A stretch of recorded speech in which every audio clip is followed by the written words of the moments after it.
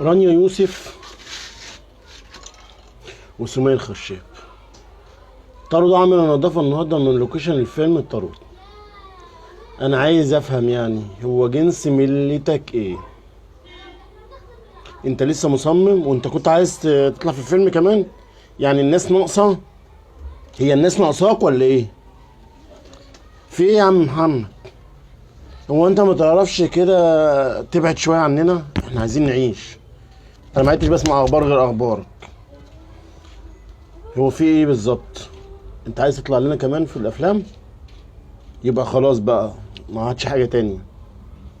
يا ابني هو في ايه يعني؟ هو انت دلوقتي بقيت إيه؟ يعني انت كل ما تروح مكان بيطردوك، كل ما تروح مكان يطردوك، يعني نسميك المطرود؟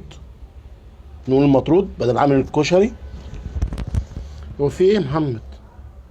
يا ابني ما تهدى كده بقى واشتري كرامتك، اشتري كرامتك شوية.